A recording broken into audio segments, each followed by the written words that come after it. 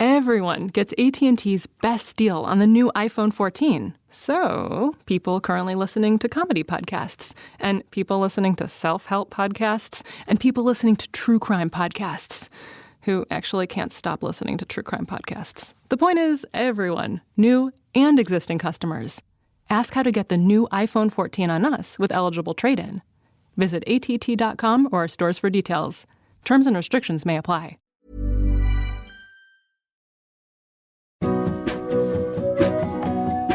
From the creators of Relevant Magazine, this is the Relevant Podcast.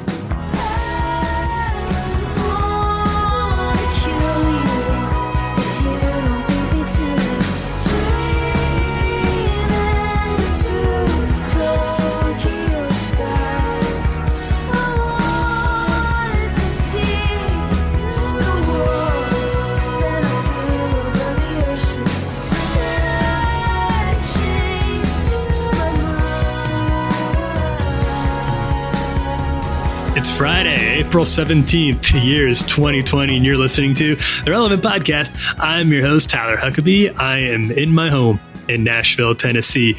Meanwhile, down there in Orlando, Florida, he is watching all of his Quibi stocks soar. It is our friend, our illustrious producer, Chandler Strang. Hello. And then up there in Loveland, Virginia, he has already binged everything on Quibi. He has seen it. He's a Quibi pro, a Quibi veteran at this point. It's been out for like 4 days. It's our friend Jesse Carey. To be fair to the Quibi people, short videos meant to be watched on your phone sounded like a good idea. Hello. One of those things that was like on paper. Really on paper, it was perfect. It looked good. It looked good. 2019. People are moving to the phone. They're on the go. They're too busy. They don't want to be home, stuck around a couch. What could possibly change ingrained media consumption habits that everyone has because of life on the move, on the run, and in commutes? People only want to watch phones anymore. They don't spend any time at home. Let's launch a streaming service just for that. They're on the subway. They're in line. They're at Starbucks. They want to be. They don't want to. They want to watch short 5-minute shows. Yeah, exactly. What could possibly disrupt this perfect business model?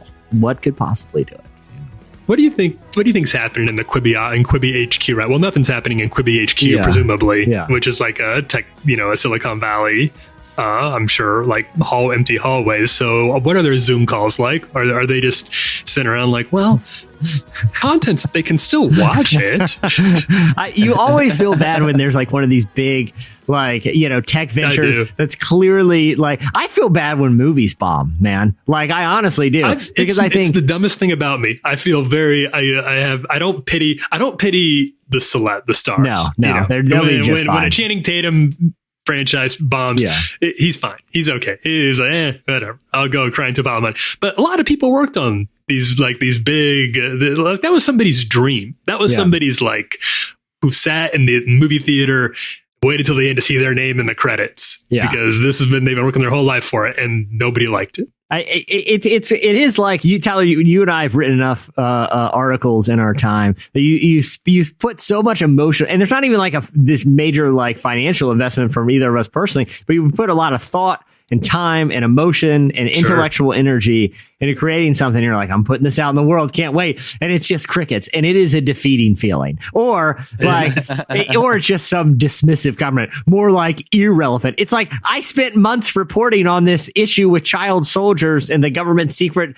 plan to fund nations that employ them, and you're going to dismiss it with one comment on Facebook. It is a defeating feeling, It can be, and I think I think we may have talked about this before, but it's especially defeating when the same day the post that you threw together in 12 minutes, 12 pictures of Dan Hasseltine that will encourage you in pandemic season, and it becomes a runaway viral sensation that sweeps across the internet and everybody loves it. Meanwhile, the thoughtful take we had on how important it is for the church to love one another during pandemic season and to resist the temptation towards despair or anxiety. Everyone's like, oh, gee. Some nights when I lie awake in bed and I think about what my legacy has been, in my 37 years walking this planet and working in media. And it's like, at the end of the day,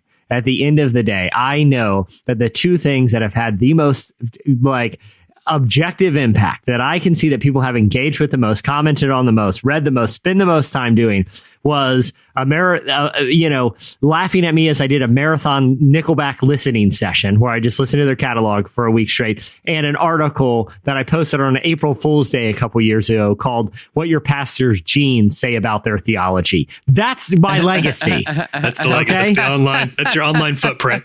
That is it. I've written thousands, hundreds of thousands of words. That's not exaggerated words. Probably millions of words about a variety of topics that I'm very passionate about. I've spent hours, countless hours, talking to activists and influencers and authors and thinkers and celebrities and trying to write interesting things that challenge the way people see the world. Yet pastor genes is still what people will most likely remember me for in terms of like work I personally produced. That's probably a lot of people though, when you think about it. Like that's like, how do you think at the end of his life, I'm sure he was, because they're fondly remembered, but say somebody like C.S. Lewis, an intellectual giant, sure, a scholar, an academic, a poet, knew multiple dead languages, not useful languages. He just learned languages nobody spoke because he wanted to know more, and wrote, obviously like very well known apologetic, like extremely, he's written a number of classics, but 9 out of 10 people, you stop him on the street, you say C.S. Lewis, they say, oh, that's the talking lions, something with the little kids who in the snow. It's like the viral video kid from like Charlie Bit My Finger, like at the dawn of the internet era, It's like that kid, Charlie from Charlie Bit My Finger, could go on to become like the prime minister of the UK and have a Churchill like following through, one of the most tumultuous chapters in history. But at the end of his life, he'd be like, wait, the prime minister's the Charlie Bit My Finger kid? That is crazy, man. That is so crazy. I remember that video. You can't outrun your past. Yeah. You can't outrun your past. Just lean in. You can't choose your own legacy. Yeah. I think that's where people go wrong a lot of times. Like, what do you want to be remembered for? You have zero say. You do not. Other people are the ones who decide what you're going to be remembered for. And it may or may not be something that you want to be them to remember you for, but you'll be remembered for something. And it will very likely not be the thing that you spent most of your life working on, which is not a bad thing. I think that's okay. There's a lot of freedom in it.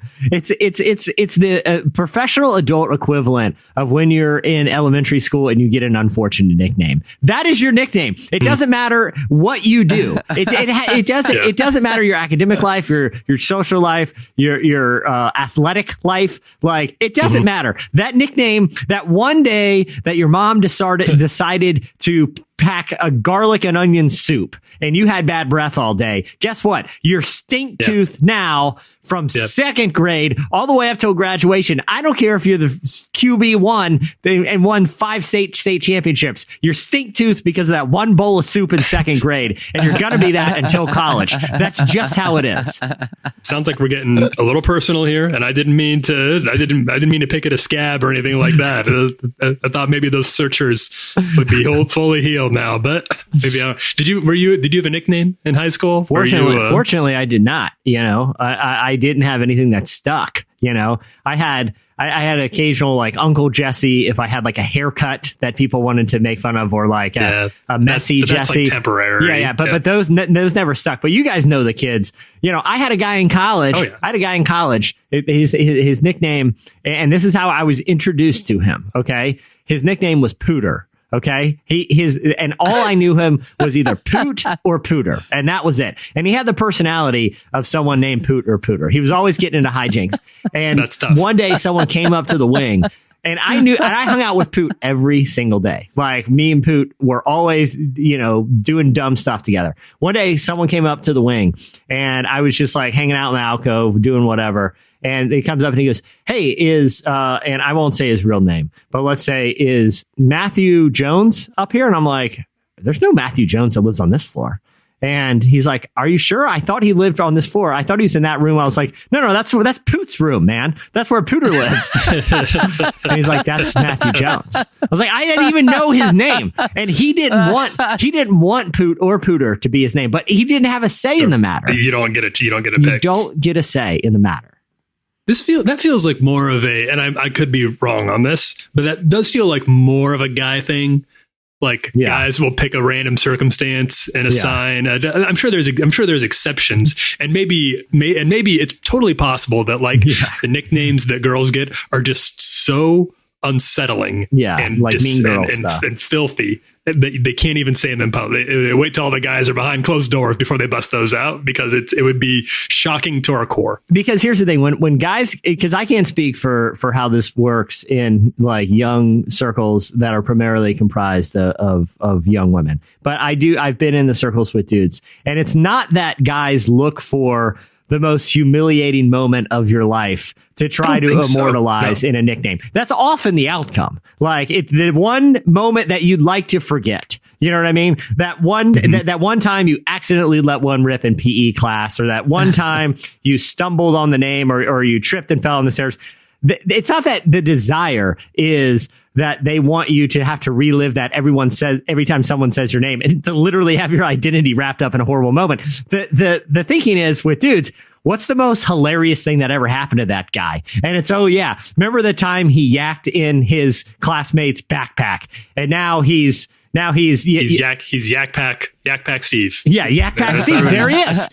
Yak Pack Steve had a really bad day. He had a big breakfast, a little unsettled, and he was going to throw up, and he had nowhere to do it, and he did it in his buddy's backpack. It was horrible. He had to go home sick. Little did he know he's Yak Pack Steve for the rest of his academic career. And it won't change. He doesn't get a redo. There's you can't like, he's not going to become Slam Dunk Steve because he did the game winning champion finals. Nope. He could do the splits over the opposing team. You might as well transfer 2 6-footers and like, bam, like windmill it in. And it's Yak Pack Steve, you did it. You saved it. You find did it. You find won a new the school, game, Yak Pack Steve. Just find a new school. That's the only advice we got for you. Today's show is brought to you by Adventist Development and Relief Agency. Wars, child labor, child brides, discrimination, poverty, even acts of nature. These are just some of the things keeping 264 million children out of school worldwide. Without education, nothing changes. The Adventist Development and Relief Agency says enough is enough. Visit adra.org/sign up to join ADRA's Every Child Everywhere in School campaign. The ADRA, serving humanity so all may live as God intended. Well, in addition to Yak Pack Steve, and who will, I predict, will make a return. Stinktooth and Yak Pack Steve. I predict they'll make a return to the conversation at some point during the podcast, and that's not all. We've got another treat for you. We actually had a great conversation with two people, Raymond, Chang and Dr. Michelle Reyes. They're the president and vice president of the Asian American Christian Collaborative. Their organization released a really, what I found to be excellent statement on how the church can and should respond to not just the COVID-19 pandemic, but some of the attempts to stigmatize Asian folks, to some of the instances of racism, both very overt and very subtle, that we've seen during this pandemic. I really loved their statement and was grateful to get to talk to them, not just about some of the sentiment that they're seeing and how we can fight back, but how the church can do a better job of confronting systemic racism at a broad scale that sort of transcends the pandemic we're in. That is a great conversation. I am looking forward to sharing all of that with you. And if you can power through some of our nickname banter here in the A block, then I think you'll be richly rewarded for the rest of that conversation. Yeah, you can tell we had a lot of thought into what our A block was going to be today. Yeah. We are going to take a quick break right now, but when we come back, we're doing the hot list. Stay with us. You can be my inside friend. You can be my inside friend. My inside friend. Won't you be my inside friend? You're listening to Inside Friend by Leon Bridges featuring John Mayer. How about that? Good How about combo. that winning that team? Is a good combo. I wonder if, do you think they did that? Was that a Zoom collab? Yeah, it's like the old school. It's like, old school like hip hop collaborations where someone send. It's like, do you remember? This is what happened with Postal Service. That's why the old collaboration between Death Cab for Cutie, and I forget the DJ's name, but they called their side project, which actually Postal Service music still holds up. Chandler, maybe coming out of this break, we fire up a Postal Service song so people can remember how good they are. But the reason they called it Postal Service is because they would send each other, demos through the mail and collaborate that way. I mean, that dates Postal Service quite a bit. I mean, I guess now it would be like Dropbox. Not anymore. Dropbox is the name of the Dropbox. Yeah. What's going to happen if Postal Service didn't get a bailout famously? That was the cause of a lot of conversation online. So if we lose the Postal Service, then the band lasted longer than the actual. Well, not really, because they didn't break up, but it's indefinite hiatus. Indefinite hiatus. They were we did hear beginning of the podcast, by the way, Kyoto. That's the new one from Phoebe Bridgers. She's got a new album coming out, and if we're moving into pandemic albums now because this. As we posted over on the website, Phoebe Bridgers put together, the idea was going to be that she would go to Japan to film the Kyoto music video. Obviously, that didn't happen. So she just filmed herself in front of a green screen in her apartment and then put Japanese B-roll from Japan over it. And it ends up being probably a more entertaining music video than it would have been otherwise. Necessity, mother of invention and all of that. Yeah. All right, time for our weekly look back at the top 5 stories at the intersection of faith and culture from this week. It's time for... It's the hot list. The hot list. It's sizzling. All right, this is a great story. You love to see it. This church launched an initiative to help deliver groceries on a national scale. So the idea started off simple enough. In the early days of the coronavirus pandemic, New Jersey pastor Chris Morante wanted to get groceries into the hands of self-isolating people who couldn't get to the supermarket without risking their health and safety. Evangel Church in Scotch Plains recruited volunteers to safely deliver food and other basics via a little local initiative he called Boxes of Hope. He told Fox News, quote, "We've always been committed to reaching our neighbors. We always say our mission field is across the street and around the world, so we began to mobilize our efforts as soon as we saw this crisis beginning. The idea started to spread, powered by Morante's vision of seeing, quote, hope spread faster than COVID-19. And soon Boxes of Hope was delivering throughout the New Jersey area. Then Morante teamed up with Convoy of Hope and World Help, networking with churches all across America to roll the project out across the nation. And the results have been pretty stunning. He said, quote, "People come to the door in tears for you to know that you're not forgotten. There's a God that sees you and loves you, and there's someone in a church that cares about you. It really means the world to people." This is a cool initiative, and we try to highlight these stories because obviously there's a lot of bad stuff happening, but we want to make sure that we're finding the ways that people are mobilizing in the crisis. And it's really cool to see somebody, especially a church, have a lot of success and then find a way to keep ramping that up, find a way to really push that into a bigger, broader, more widespread, just organizing past what they could do on their own. It's hard to do. It is. But when you think about one of the strengths of the church, beyond obviously the spiritual values that are shared, is, on just a very pragmatic sense, there are very few institutions that are able to mobilize resources and people very, very quickly. That worked. Yeah, exactly. I mean, a lot of these churches, look, especially non-denominational churches that operate, either with a very small elder board or, the vision of like a single lead pastor. I know that leaves, there's a lot of things that can go wrong with that structure, but it also, there's no red tape. And if a pastor or elder board says, "Hey, we need to do this," then, they can kind of really use that institutional nimbleness to pull off big things really quickly, which in situations like this, I think is very cool. Yeah, when you're having to move really, really quickly and you don't necessarily have time and when churches can partner with other organizations pre-existing, like it's amazing the power of cooperation and organization and networking is always really impressive and is always really inspiring, but especially right now. And especially we saw it here in Nashville after those tornadoes went through when you had 24 hours to start getting food water, hand sanitizer into people's hands. And it was really cool to walk around town and see churches doing that in their local areas. It's fun, and good on this church for finding ways to do that. And I hope they continue. We've posted links over at relevantmagazine.com with this story. If you and your church want to get involved, they're taking volunteers right now, and you can sign up with them, get connected to their resources, and start doing the same thing in your area too. Number 4 this week, Hulk Hogan on self-quarantine. God says God has taken away everything we worship.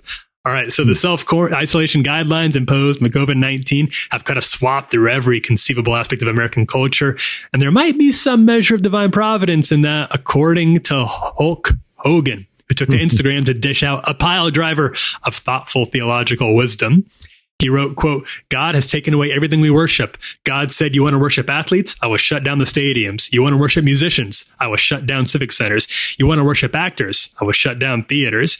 You want to worship money? I will shut down the economy and collapse the stock market. You don't want to go to church and worship me? I will make it where you can't go to church. Quoted a famous passage from 2 Chronicles, if my people who are called by my name will humble themselves and pray and seek my face and turn their wicked ways, I will hear from heaven and will forgive their sins and heal their land. He finished up his post by writing that, quote, maybe we need to take this time of isolation from the distractions of the world and have a personal revival where we focus on the only thing in the world that really matters, Jesus. Hogan has spoken publicly about his faith in the past, saying he became a Christian when he was 14. He told TMZ, I've leaned on my religion. I accepted Christ as my savior. He died on the cross and paid for my sins. I could have went the wrong way. I could have self-destructed, but I took the high road. Now, last week we talked about the Steakums Twitter account and the unlikely wisdom we received from them. This, if anything, this is at least as unlike Hulk Hogan coming through with what seems like a pretty thoughtful biblical observation. It's at least as unlikely as the Steakums blue check. Yeah, and Hulk Hogan is, a flawed person who's said. Let's call him. There's a nuance to I'm complicated legacy. I'm not going to sit here and talk about all of this public indiscretion. They're widely available, and this certainly is an endorsement. But I think anytime someone engages a conversation about God without seemingly any agenda, but just to kind of challenge people's thinking about the world and ask them to apply it to a biblical context, I think it's potentially a positive thing. But I don't know if I think the heart of what he's saying is good. Like, a lot of think. Yeah, go ahead. I agree with you. Like, I think the heart of it is good. Like, hey, listen, the world has changed very rapidly, and we don't know when it's going to be back to normal. So take this time and focus on the things in your life that are important, and use the time to, kind of see your relationship with God in a new context. Like, I think that is good. Like, reevaluate why it's so hard not to be able to go out to a bar or turn your mind off and watch sports. Certainly reevaluate those things and prioritize what's important in life, spiritually, as well as relationally. But the one thing I said, the one thing that I caution is how he frames it of God has taken away everything we worship. I don't know if there's other people who are more, theologically well versed in the idea of sovereignty, of what actually God. It's not about what God can control, but what he does control. And I don't necessarily think, I think that there's a danger in framing it of God has taken away everything we worship, because that means God created this virus with the intent of stripping down everything in culture at the cost of hundreds of thousands, perhaps globally, when all is said and done, millions of lives. I don't necessarily know that's the case. That God did that, that's how he orchestrated this. I don't know, but at the same time, I don't want to assign intentions to God that we're not sure if it was him, Doesn't square with my theology of how God works and what God does. And I think it's really easy for some people, including Hulk Hogan, whose own industry, professional wrestling, has been deemed an essential service right now. So it's easy for some people to, if the less affected you are, the more you can kind of take a step back and examine things a little higher up on Maslow's hierarchy like this. That's a good thing. I don't knock that. But I don't love that you can use, like you said, Jesse, you can use this time in a godly way without saying God caused this. God caused all this death and destruction. I don't think that, and I know there's a lot of different opinions out there about that, and I'm willing to, people of good conscience, I think, can disagree on exactly how sovereignty operates here. I would say that my own personal theology, the idea of God, of coronavirus being like a curse, doesn't really pan out for me. Yeah, I agree. But hey, good on Hulk for saying this. Yeah, for throwing it out there.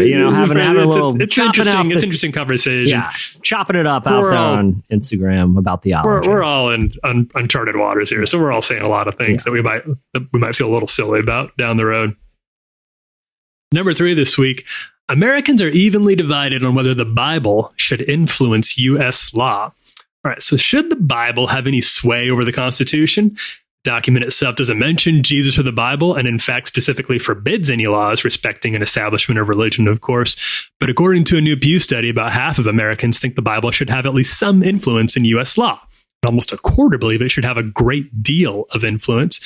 Christians, of course, are more likely to believe the Bible should influence the law, 68% of whom say it should have at least some influence. That number jumps all the way to 89% if you're talking just about white evangelicals. Catholics, meanwhile, are split almost in half on the question.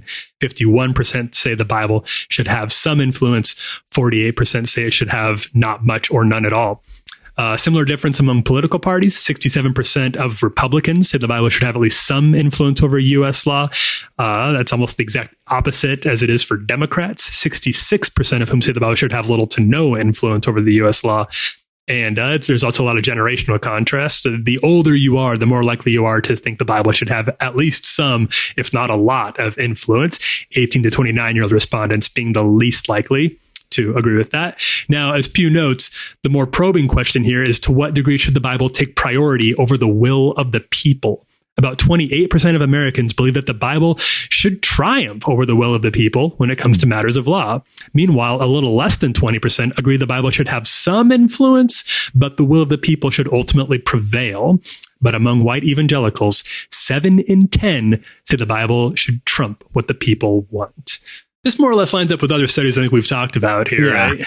Yeah, and I think the problem is with studies like this, it's like, well, yeah, should the Bible, which, look, the Bible's a massive book, and should it have influence on law? Maybe, but what part of the Bible are we talking here? Because there are some parts of the Bible that I don't think should really inform, contemporary laws on how we deal with social issues. You know what I mean? Are there things in the Bible that are, at this point, universally accepted as virtues for a society, almost universally accepted as virtues, no matter what your faith is? Should those inform law? Absolutely. Caring for the least of these, I think, is a good moral principle. Like, if you're talking about... It has influenced law for thousands of years now, for multiple governments and political institutions. The Bible has had a lot of sway over law, and to some degree, that's been a positive thing. Yeah, for some degree it has, but I think the 10 Commandments are great moral principles, but I don't personally believe that thou shalt have no other God before me should be legally enforceable. You know what I mean? Personally, yeah, I try to follow that. I try not to have anything in my life before my relationship with God. I think it's the most important thing. But do I think a judge should go and say and tell someone who doesn't share my faith that they can't have another, God, whether that is like a deity or just some sort of, commercial idol? I don't think that's legally enforceable. And I don't know if I want to live in a society where politicians are making those calls. So there is a lot to unpack there, especially when you look at the Bible in its totality versus some underlying biblical principles here. I think that distinction needs biblical to be made. Principles, which honestly frequently transcend just the Christian religion too, right? You can take a lot of the agreed upon principles and find echoes of them in other religions. And we live in a pluralistic society, and that's a good thing. That's a positive. We like diversity. And I think there's a lot of agreed upon principles that are definitely reflected in the Bible that everybody can agree on. But I think this question can take on kind of a bitter tone sometimes. And it's hard, that it can get a little hard to parse out. What do you mean when you say the Bible should influence U.S. law? Because I'm not always sure that what people think is in the Bible is actually in the Bible. And I think there are studies, particularly from Lifeway Resources, that would bear that out, that a lot of people, when they say, I think, well, this is in the Bible, so we should be doing it. And they're like, well, it's not really in the Bible. It might be in your interpretation of the Bible. Yeah. So there's a lot going on in this question that it doesn't really get into. And I'm not comfortable with the amount of people who say yes, if we can leave it at that. And there might be people that disagree with what I'm about to say, and that's okay. That's fine. But my personal belief is that on this side of heaven, this side of the second coming, I personally would rather live in a democracy than a theocracy, personally. And I think objectively, if you look at the evidence of how those two systems have played out, it seems to be that the sample size right now would lean towards a democratic approach to creating laws, not a theocratic one. And so, who knows what the hereafter is going to look like, in the kingdom that is to come. But for right now, I would be more comfortable living in a democracy than having people in authority tell me, what I need to believe and that being legally enforceable. Creating a theological litmus test for laws to make sure they all pass the muster of a biblical interpretation, and who even knows which one it would end up being. Exactly. Because I would guarantee that as soon as you got some biblically enforceable laws in there, people would start being like, well, not that interpretation of the Bible, or that's not what I know what the verse said. It's just, it creates a hornet's nest. And I think there's what this question asks can have a lot of different answers depending on the kind of person who ends up answering it. Yeah, for sure. All right, number 2 this week, Reese Witherspoon's fashion line giveaway fiasco highlights the perils of celebrity charity.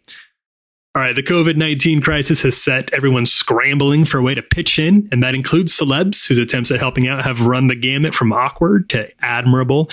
Reese Witherspoon's boutique fashion line, Draper James, is an interesting case study and just how complicated celebrity philanthropy can be and how the best of intentions can go awry in a pandemic. It's a straightforward story. On April 2nd, Draper James launched what sure sounds like a good idea.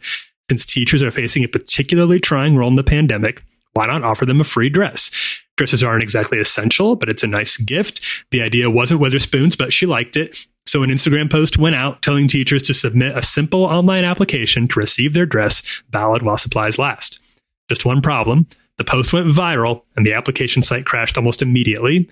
By the end of the application period, Draper James had about 1 million applications.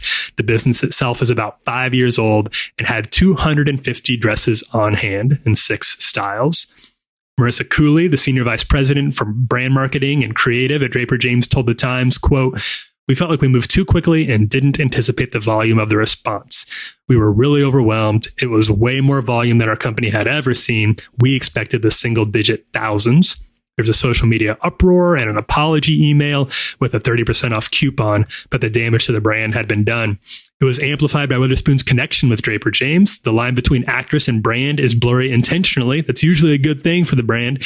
People like Reese Witherspoon. They want to shop at her store, but when there's trouble, that means Witherspoon is on the receiving end of the ire, however tangential her involvement."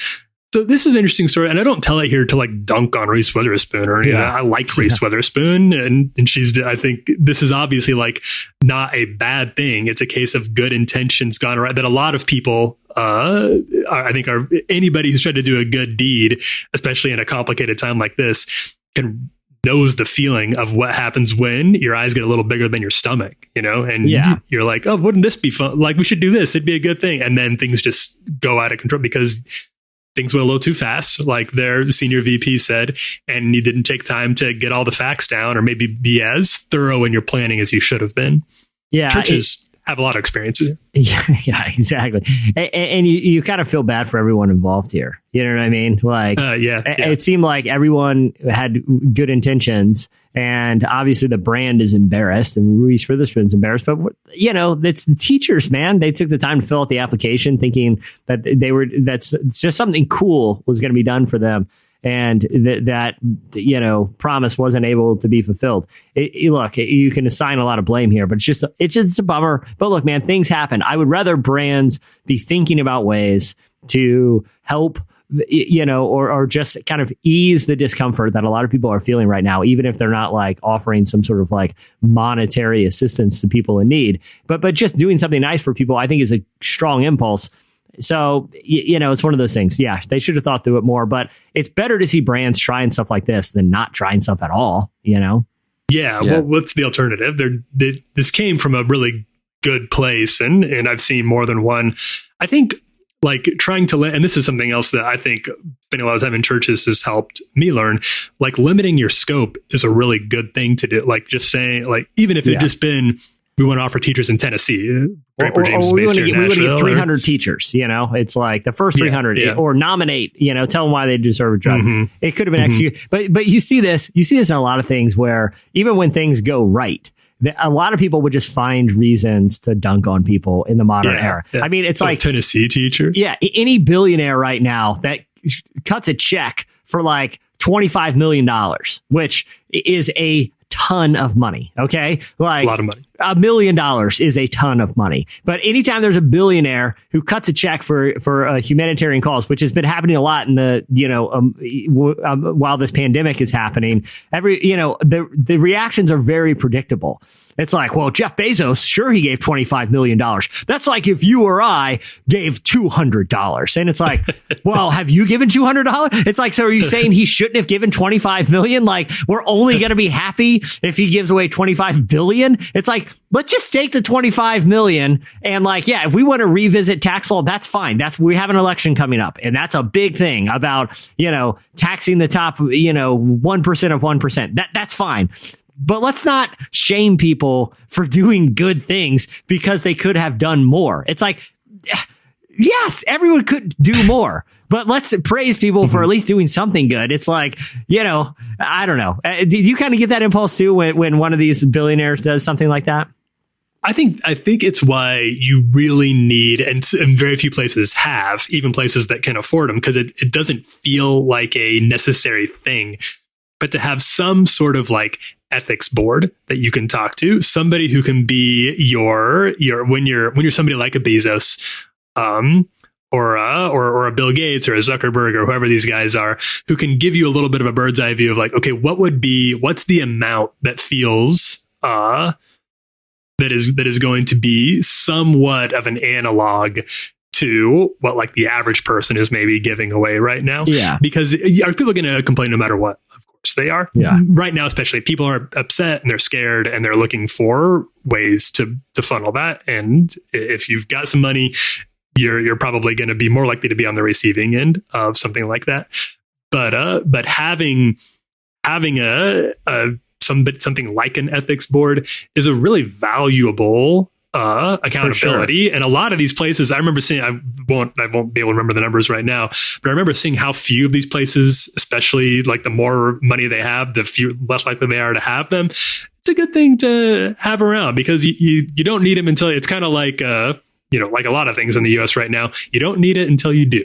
Yeah. Then you'll wish you had it around. Yeah. Ahead of time. And I think that, dude, I think that's excellent advice and real wisdom. But I also want to caution people from being critical of generosity. Yes, agreed. Because there's probably a lot of rando billionaires out there looking and be like, well, look at Bezos. If he hadn't given $40 million to world hunger, people wouldn't be all mad at him on Reddit. You know what I mean? Like, it's like, dude, let's just be like, okay, cool. He gave 40 million. Could he give more? Yeah. Will he? Maybe. I don't know. But let's just take the 40 million and feed some hungry people here and not complain that he didn't give 80 million or whatever arbitrary number you want to, assign to somebody's generosity. I did see that. I can't think of that guy's name. We talked about him a few weeks ago. The guy who started that Silicon Valley credit card company. Actually, I think it was in maybe the Bay Area or so. Yeah. But he took a big pay cut. He was a CEO. He was at the top. He was doing well. Ended up taking a big pay cut. He went down, I think, to the minimum wage that his company offered, which was still quite a pretty healthy chunk of change. Yeah. And saw like a lot of very positive results, both business wise and in terms of just personally and in terms of HR with his own company. And I saw that he instead of they were looking at layoffs, he went and talked to the team directly said, here's the number of people we're thinking about having to let go. And instead, the entire company voted, and everybody got a vote to take pay cuts instead of lay anybody off. And that was really cool to see. That's a really interesting way, that is cool. An ethical way of trying to navigate having a decent amount of money and being a CEO during a really complicated time. Yeah. There's probably no right way to do it. There's just no plan. They didn't teach this in exactly. econ. Everyone's dealing with a crisis, and let's give everybody a little grace here. We're all trying to figure this out. Yeah. Coming in number 1 this week, one and a top one. Dance your heart out to Lauren Daigle's socially distanced spin on Still Rolling Stones. All right, so one of the entertaining parts of global efforts to flatten the curve has been how many musicians have been trying to get creative with their own live performances. Everyone from Lin-Manuel to Miranda to Chris Martin has released Zoomified versions of their hits, and now Daigle is getting in on the action, virtually recruiting no fewer than a dozen of her bandmates and background singers for a rollicking version of Still Rolling Stones. The performance doesn't lose a single inch of its fun or power over social distance. You'll hear what I mean. Check it out.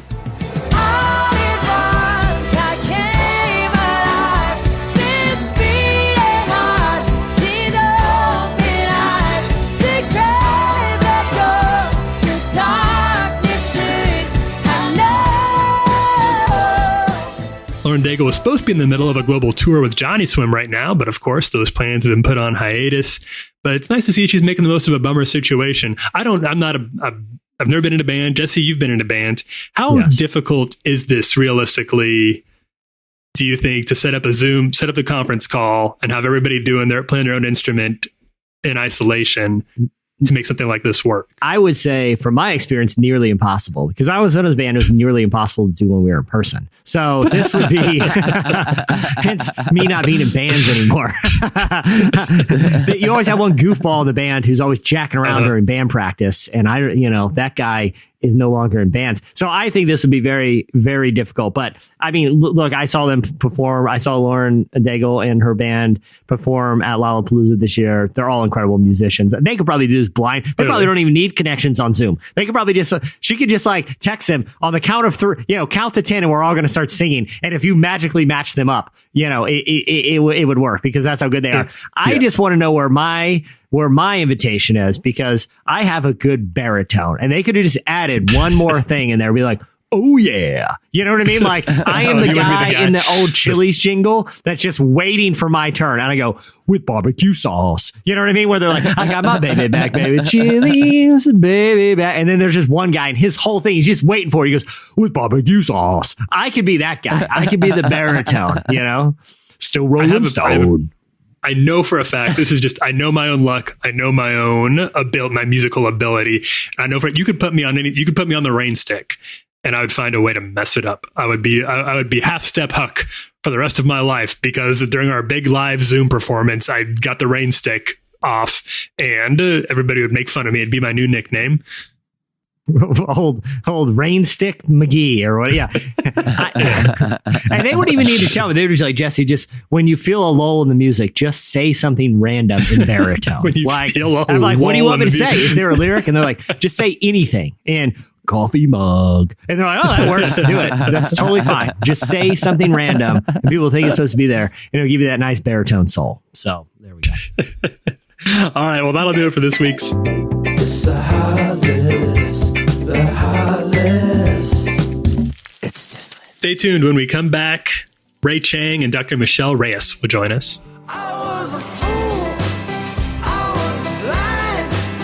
I kept my eyes shut half the time.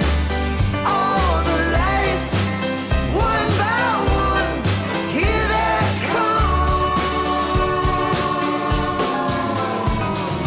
You're listening to Here They Come. It's by Hamilton Lighthouser. All right, so today we're talking to two people, Ray Chang and Dr. Michelle Reyes. Ray Chang is the president of the AACC. He's a pastor and an author. Along with regularly preaching God's word, he speaks widely throughout the country on issues pertaining to Christianity and culture and race and faith. He lives in Chicagoland, serving as a campus minister at Wheaton College, overseeing discipleship efforts. Prior to entering vocational ministry, Ray worked in both the for-profit and nonprofit sectors. He's married to Jessica Chang, who serves as the Chief Advancement and Partnerships Officer of the Field School. Dr. Michelle Reyes is the vice president of the AACC, as well as a church planter, pastor's wife, author, speaker, and activist. She lives in Austin, Texas. Michelle co-planted Hope Community Church. That's a minority-led, multicultural church that serves low-income and disadvantaged communities in East Austin, alongside her husband in 2014, and also serves as the local CCDA Austin networker. She has a book coming out with Zondervan on cross-cultural relationships. Her writings on faith and culture have appeared in Christianity Today Women, ERLC, Missio Alliance, Faithfully Magazine, and Pathos, among others. She and her husband have 2 young kids, 4 and 1 years old. Here is my conversation with these two. I was really interested and excited to talk to them about racism, particularly anti-Asian racism, which has flared up with the coronavirus, due in part to panic and some bad faith actors, and their wisdom for this time, especially for us here in the church, was so thoughtful and so poignant. I wish I could play the whole thing. Here's a few clips of it. We'll have a longer, more fleshed out transcript of our conversation on the site later on. Here is Ray Chung and Michelle Reyes. So the first thing I wanted to know from them is really how this statement even came together in the first place. What was the impetus for writing it and for getting it out there? Here's what they said. There were a few of us that were in a chat because we were all kind of experiencing similar things from people in and out of the church, and the experiences that we were facing as Asian Americans, even though we came from different backgrounds, were so similar as well. And I mean by backgrounds, like ethnic backgrounds. So, you know, you have a guy like Jay, who is Filipino, Jeff, who is Chinese, and then myself, who's Korean, and then Michelle, who's Indian American. And, you know, all of us are ethnically different, but we are all experiencing similar things, and we're all in different locations as well. I mean, Jay and I are in Chicago. So Jay is in the city of Chicago. I'm in the suburbs of Chicago. Michelle is in Texas, and Jeff is in California. And we were all experiencing a type of either denial or diminishing or dismissal of kind of the racism that was starting to develop around the Asian American community. And then we were also hearing acts of overt violence that were being committed against other Asian Americans, whether they were East Asians or they were South Asians or Southeast Asians, you know. And so we were very concerned with the direction of the conversation that was taking place, and we wanted to make a statement so that churches and Christians could be educated on the issue, and that if we can help people kind of curb the violence and curb the racism and prevent it from getting worse, that would have been good. And so that's what we try to do. We really wanted to make sure that church members, Christians, non-Christians alike, knew that this was wrong, that this was a sin, that, you know, violence that includes everything from spitting to yelling at people to even stabbings, which are taking place for nothing other than being Asian, should be stopped and prevented where it's possible. And so that's why we drafted the statement and launched this organization called the Asian American Christian Collaborative. I think a lot of us have heard some of the horror stories about racism, the headlines, but I was curious to hear their thoughts on some of the more systemic issues we might be facing and how those are influencing our response collectively and as Christians in particular. Here's what they had to say about that. I feel like I have to take a step back to answer that question, and just I think it's important to be very clear as to what anti-Asian racism is. And anti-Asian racism is not just racial prejudices leveled against Asians and Asian Americans. In fact, the definition of racism as a whole is really any prejudice against someone because of their race when those views are reinforced by systems of power. And so, like, while I agree that it's important to talk about how individuals are perpetuating racism and things like microaggressions, we have to understand that issues of anti-Asian racism in America right now can't be reduced to just simple battles for the hearts and minds of individual peoples, but rather seeing even the smallest slight, these sorts of racist behaviors and racial oppressions as part of a larger system. And, you know, Ray and I, we could probably tell you countless stories of just sort of what people might consider minor instances, right? Like whether it's on Twitter, people tweeting at me, telling me to go home or that I need to own this virus. I've had friends spit on or chased down the street while kids shout coronavirus at them. Or people just like stepping off the skywalk and going on the other side of the street when we are coming near. But when I'm counseling Asian Americans, because I'm a church planter, pastor's wife, very much involved in day-to-day ministry on the ground in the church. When I'm counseling Asian American Christians about these kinds of things, I tell them, don't fight the individual, fight the system.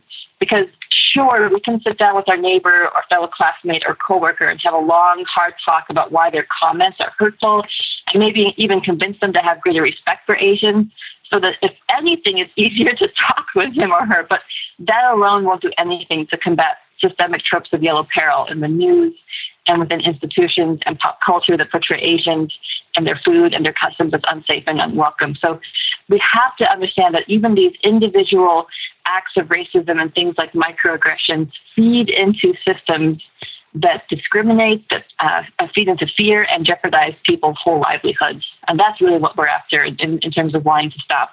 I think the hardest part of all this can be empathy sometimes, and just trying to put yourself in somebody else's shoes, especially for those of us who aren't Asian. So I just wanted to hear a little bit about their own experience. What are people who are Asian in this country going through right now, and how is it affecting them, especially during a national crisis? And here are some of the thoughts there. A common experience of fear, from the East Coast to the West Coast, the North to the South, that so many Asian Americans are experiencing, and even making decisions to go outside. It's indicative of a systemic reality. We're in a catch-22 where we don't want to cover our faces because that signals that we might be sick, playing into the media images of Chinese people in masks. And then we also don't want to go without a mask because we don't want to catch it if we can avoid it. And if we do have it, because the virus doesn't show up for 2 to 14 days, we don't want to spread it. And so we're in an impossible decision. So my wife and I have to think twice about whether we go out to the grocery store or to Target or Walmart, because we know that the common sentiment in the air is around Asian people, especially those who look Chinese, as having the virus and as well as being the virus. In fact, the first time I went outside after we self-quarantined, which in and of itself, to be able to quarantine is a tremendous privilege that isn't afforded to many wage workers and those performing kind of those essential jobs, especially those frontline workers who are in healthcare, who are in the healthcare industry. I went to Walmart, and two women who happened to be white pointed at me as soon as I walked in and said, "There's another one." And at first I was wondering what they meant. But it didn't take long for me to look around and see that the only distinguishing feature between me and everyone else was that I was Asian. Other people were wearing masks. Other people were dressed in a similar way. Other people were men. Other people, were taller, all this other stuff. But that was, to me, was like, okay, this is the first time I left my house in a week. And the first time I leave the house, someone identifies me as and equates me to the virus. And that was concerning to me. That was Ray Chung and Michelle Reyes. Check their work out at AsianAmericanChristianCollaborative.com. AsianAmericanChristianCollaborative.com. That's for bolt cutters. I've been in here too long. That's the bolt cutters. Whatever happens. That's the bolt cutters. I've been in here too long. Fetch the bolt cutters. You're listening to Fetch the Bolt Cutters, the new one from Fiona Apple. Well, normally, for the past couple of however long this has been, Jesse and I launch into another round of Quarantine Recommends, where we tell you what we've been watching while under quarantine. We're going to switch it up this week. You may have seen over on relevantmagazine.com an update from the staff here about a new era of Relevant that we're very excited to launch into. As part of that, we are welcoming back after a 6-month hiatus our founder and CEO, Cameron Strang. Cameron, we are all excited to welcome you back to the podcast, Cameron. Yeah, Hi. welcome back. That was really weird hearing you host the show. I've been See what you've missed. Oh yeah. This has been really, you haven't been listening, have you? On my been sabbatical, I had smooth filters sailing. on all my internet that I could not see nor engage anything from Relevant. It was very sad. Yeah, well, Tyler has been using this as you can hear from that intro, for his audition for the next host of 60 Minutes. And I'm very impressed. He's gonna do the Mickey Rooney segment at the end of the show. What's the deal? What, this is all cotton. When I buy the prescription pills, it's like half cotton now. This is usually our true crime part of the podcast, where I update somebody on my latest investigations into the Nashville crime scene, but we're foregoing that now, possibly indefinitely. Cameron, obviously, we've been in some communication with you over the last 6 months, but you have been out of the spotlight for the first time in a long time, and I think everybody's interested probably to hear what you've been up to. Yeah, I'm excited to be back, and it's been a long and very hard season, and a lot has happened and a lot's changed. And I know that our audience cares to know kind of not only what I've been up to or what's different about the company now, which we'll touch on, but I know a lot of people, I've been surprised by this because you guys and I are so close to this story or what happened in our world that it felt like the entire universe was talking about this. And I've been shocked over the last couple months as I've been kind of transitioning to a new season, trying to move forward, that a whole lot of people have no clue what happened. And I think that's probably a good place to start. Last fall, it started on Twitter and then expanded from there. A former employee talked about his experience working with me and shared some stories of essentially insensitivity on my part, and other employees saw that and started to share their stories of difficult work experience with me. Some big labels were put on me. It was very, very hard. It felt like a cacophony online of people wanting me to go away, and it was shocking to me. I'll be honest with you, because coming up for air, like looking back at 20 years of doing Relevant, I mean, we started this in 2000. We've always been advocates for racial justice, racial equality, gender equality in the church. I grew up charismatic and female pastors, and my mom co-owns my parents' company, and I was raised by strong women, and our company reflected that. Our staff has always been majority women in leadership, equal pay. If you look at our magazine, the voices we gave our platform to, of diverse voices, justice issues that we would raise and advocate for, I mean, that trickled down from the top. I mean, that was because I'm passionate about those issues. And so last fall, when stories were told that painted me in a light of having racial bias or gender bias or things like that, it was almost like shocking to me. Like, I didn't know what to do, and I couldn't defend myself. You can't argue with the internet, and so I decided to go away. I decided to handle this in a private way. I decided to try to learn from this. I tried to honestly, whether I succeeded or not, try to set an example of humility and leadership and teachability. And so I went on a sabbatical. We immediately, got into counseling. I started talking to a lot of leaders about what was going on. The thing that opened my eyes was probably the through line in all of it was an issue of unhealth, and probably I wasn't a good boss. And, I can sit there and explain all the reasons why I probably got to that point, starting the company when I'm 24 by myself, no money, always struggling, always hustling, and always stressed out. I mean, for 20 years, you're just not always your best. Usually on payday, I was a little more stressed than other days. And I understand that I did, I was not sensitive to those issues, and I wasn't. And I learned a lot through the process. I was given a lot of books that I should read, and I learned a lot through conversations and others. But really what I wanted to do is get to the core issue I didn't want to just treat symptoms. I wanted to treat the disease. And I was just unhealthy as a leader. I was a toxic leader. I just was not, I wasn't my best. And so in counseling, we've been working on that a lot. Been, through a lot of ups and downs over the last 6 months. Like there was definitely a couple months there where I just was ready to walk away. I mean, it just was like this, the world hates me. This is not worth fighting for. Maybe 20 years was a good run, and I would say going into the holidays, some national leaders reached out of concern. And there was one weekend in particular where there were 5 different leaders that all texted me or called me and said that the Lord woke them up with me on their heart and they were praying for me, and that they felt like they needed to reach out and tell me that God's not done with Relevant yet and God's not done with me yet. And that I need to embrace this, but I also need to fight for this.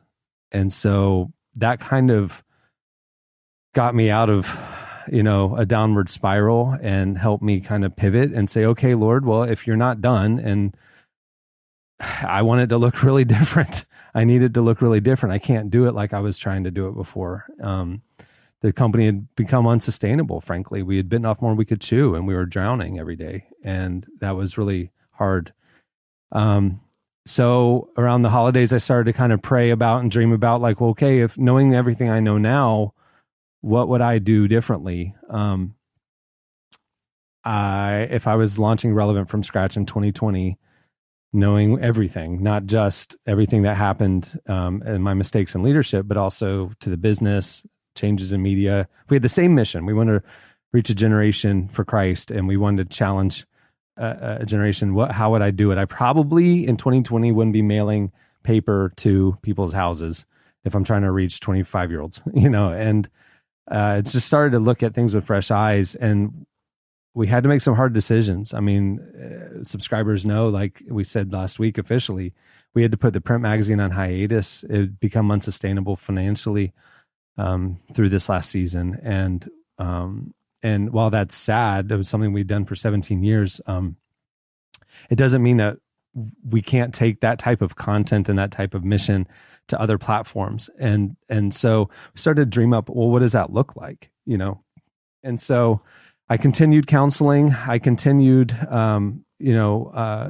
every week, talking to countless leaders and mentors. And through that process, started to put together a plan for life and for Relevant, rebuilding this company from scratch. One of the things that I didn't want to do again was run this thing alone. I didn't want to be out there on my own. I needed covering. I needed help. And so I realized I needed a board. Now, we're a privately held for-profit company with fewer than 10 staff members. We're tiny.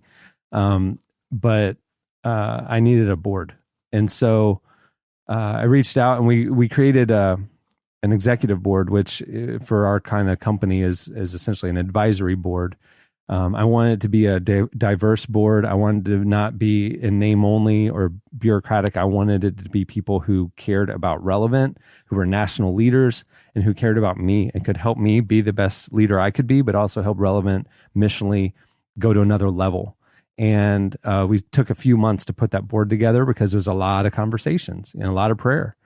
And we introduced that board in our update this week, and I'm really excited about them. It's chaired by Tessie Guel-DeVore, who is the president of Bible Media Group. She was the first female president of the Spanish Evangelical Press Association. I've known Tessie for years. I served on the board at Oral Roberts University with her. She's an amazing leader. We also have Dr. Darius Daniels, who's pastor of Change Church here in Orlando and in New Jersey.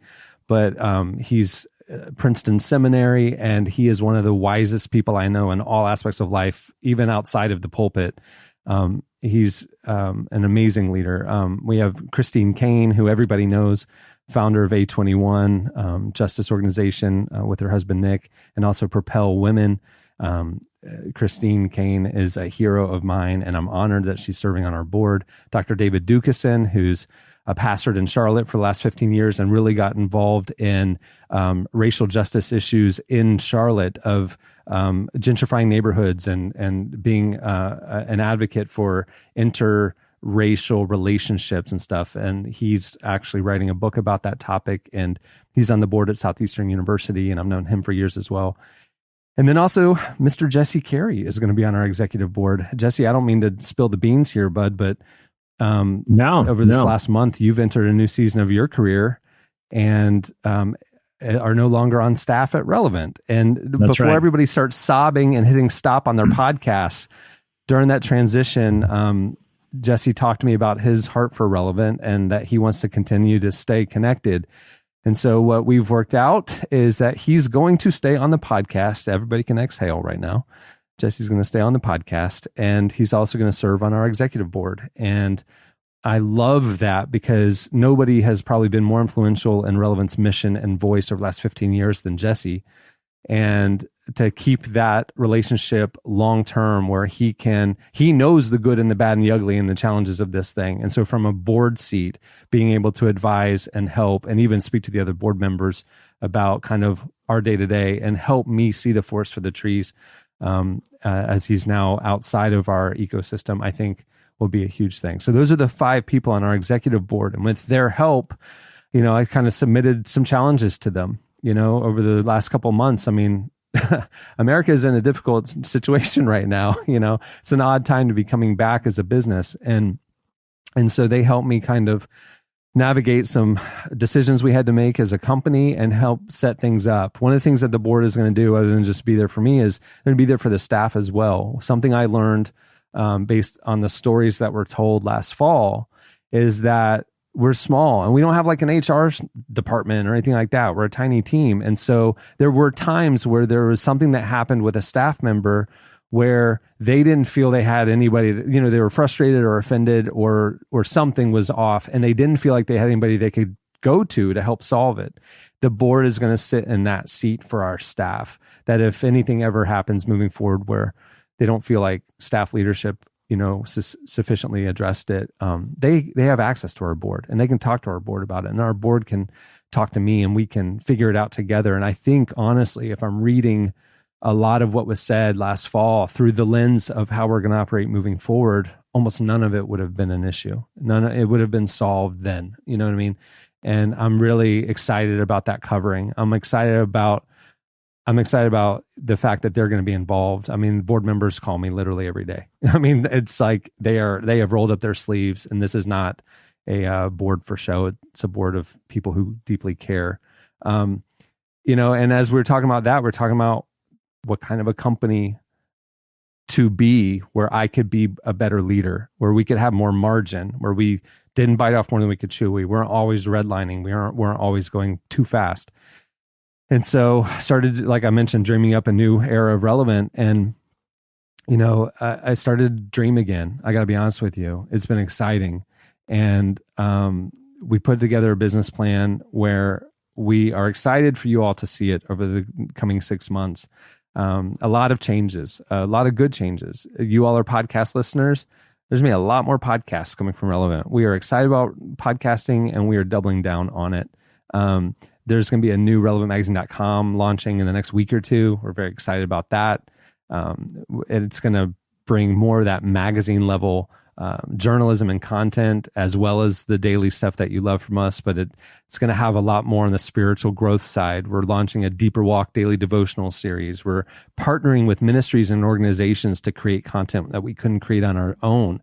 We just launched a podcast called Signs of Life with American Awakening, which is an organization out of Boston wanting to spur a spiritual awakening in this generation. And we're going to be doing content each week on our website with them. And we're partnering with the Lumo Project, a Bible engagement project. They're the ones bringing Deeper Walk, making Deeper Walk possible. I want to be very clear to everybody listening and who've been concerned or asking questions about how I'm doing. This is not a me on a ship with a big old mission accomplished banner behind me moment. I mean, this isn't like, hey, I'm back. Everything's fine. This is me midstream. The board has challenged me that this is the time for me to come back. Just like right before the holidays, I got unsolicited calls from leaders saying, God's not done with you and not done with Relevant. Over the last month, I've been getting a lot of outreach from leaders that I hadn't talked to in a long time saying, now's the time for Relevant and for you to come back. And I brought that to the board and said, what do you all think? And they said, absolutely, now's the time. And so I'm coming back to work, working on a lot of the new. I'm focusing on the launching and the partnerships and the things like that. And I will come back to the podcast because I love it. And next week, the Relevant Podcast will even be getting a reboot as well with a new cast. And I'll be coming back, and the permanent cast members, I think you all will be very excited about. But it's going to be a new era. And all I ask for people who have been concerned or even skeptical hearing my voice is just, I ask for the grace to walk this out. And, like I said, I can't snap my fingers and make everything right. This is a long-term process of healing and restoration and reconciliation. And I'm still in weekly counseling, and I'm still, talking to mentors and advisors and leaders every day. And I feel like I'm growing every day. And I'm going to continue to pursue that. And, I don't know what the future will hold as far as like how work will go or how different it'll be. And, I'm very wary of slipping back into old habits or stress patterns. And I've been talking to the people around me about that. And so hopefully with that covering, I'll be able to move forward in a healthy way and continue this process of growth and healing, both for me and for the people that were hurt. I am deeply sorry for hurting people that were close to me. I'm sorry for hurting people here, the friends that feel like we're friends from the podcast relationship and stuff, that were concerned about what they heard about me. It was a very difficult season to walk through, and very eye-opening and very humbling. And I appreciate everybody's grace and staying connected with us as we've, tried to move forward. So there you go, y'all. I don't know. You know what? I have some PR friends who are going to be very mad at me about what I just said. Like I probably said way too much, but whatever. That's the truth. Tyler, I can't, obviously I can't speak for you, but you and I have been doing this, we've had lots of people that have been very gracious and cool about, we've been able to do this podcast with a lot of interesting personalities, and it's been fun being able to, try to keep things going. But it's also been, I know, Tyler, like I said, I can't speak for you, but I know it's been a challenging time. But, it's also something where I really think it's an opportunity to address things and, listen to feedback and like Cameron, like you were saying, be humble and be teachable. And, being out of the day to day for a couple weeks now, like Cameron, you had mentioned me kind of transitioning off of being a full-time staff member.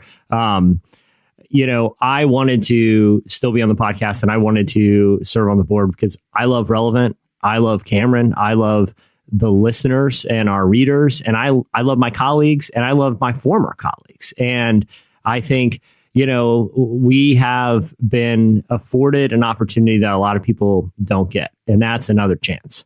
And I am deeply appreciative of that. And I also, for people who are skeptical, the only thing I would ask is just for time. And, a lot of things behind the scenes, Cameron seeking counseling and advisement from a lot of different leaders. And, we want to institute institutional changes to, and that's part of what this board is, and giving our staff access to them. And I'm sure listen, we're all people and we're going to make mistakes, but we want to try to correct patterns of the past and create a more healthy institution that, day to day reflects the values that we've tried to represent editorially for a long time.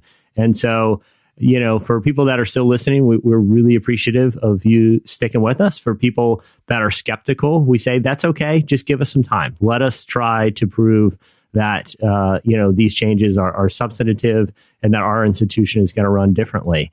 And I'm excited for what's next. And, it's one of those things where, we, like I said, we have an opportunity that a lot of people don't have. And that's to kind of get a chance to try to correct things and do things differently. And I'm really excited about what we have next. Tyler, did you have anything you kind of wanted to add just about, the season, you and I have kind of come out of, and also kind of working with Cameron behind the scenes? Yeah, I think you expressed a lot of my thoughts really well, Jesse. The people who've stuck with us, I'm really grateful for you. It has been a challenge, and there's been a lot of people who've been very encouraging in the middle of that challenge. I really appreciate that. There's been people who've been skeptical, who've been concerned, who've been critical, and we've tried to listen. I hope you feel heard. I really do. We haven't been able to obviously individually reach out to every single person, but I hope you feel like it's been an attempt on our part to hear those concerns out and to accept them in good faith, because we've really tried. When Cameron reached out to me and said he had talked to the board and told me about the board and their conversations, and said that they were feeling like it was time for him to come back, I, in writing, expressed some of my thoughts to you about that, Cameron, and we had a lot of long conversations about that.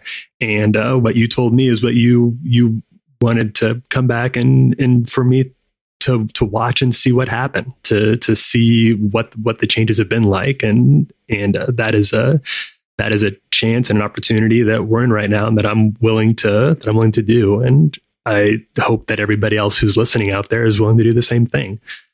And we are still going to be listening, like you alluded to, Cameron. We are still going. This isn't a mission accomplished moment for any of us, for Cameron or for us as an organization.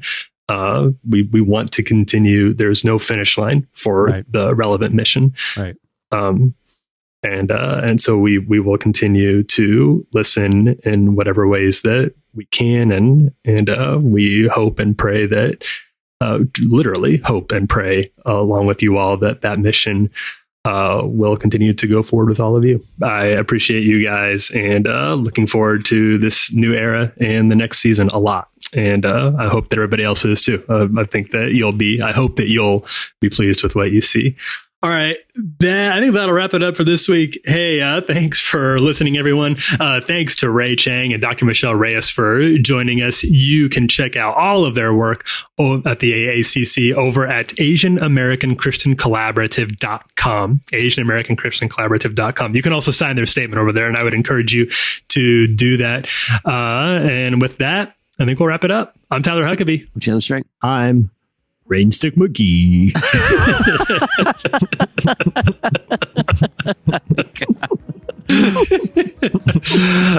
Have a great week, everyone. We'll see you all next week.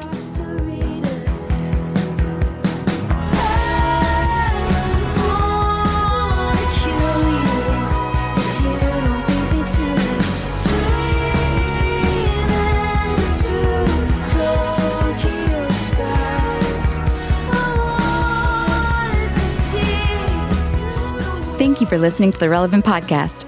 If you like what you heard, be sure to leave us a review on iTunes. Check out other shows from the Relevant Podcast Network in the podcast section at relevantmagazine.com. And while you're there, browse exclusive podcast merchandise at our online store. Make sure to subscribe to Relevant Magazine. Info is available at relevantmagazine.com/subscribe.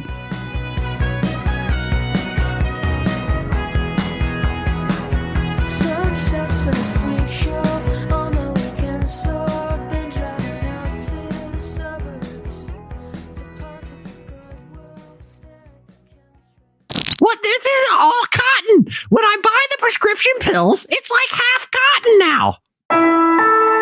Relevant Podcast Network. Everyone gets AT&T's best deal on the new iPhone 14. So, people currently listening to comedy podcasts, and people listening to self-help podcasts, and people listening to true crime podcasts, who actually can't stop listening to true crime podcasts. The point is, everyone, new and existing customers. Ask how to get the new iPhone 14 on us with eligible trade-in. Visit att.com or stores for details. Terms and restrictions may apply.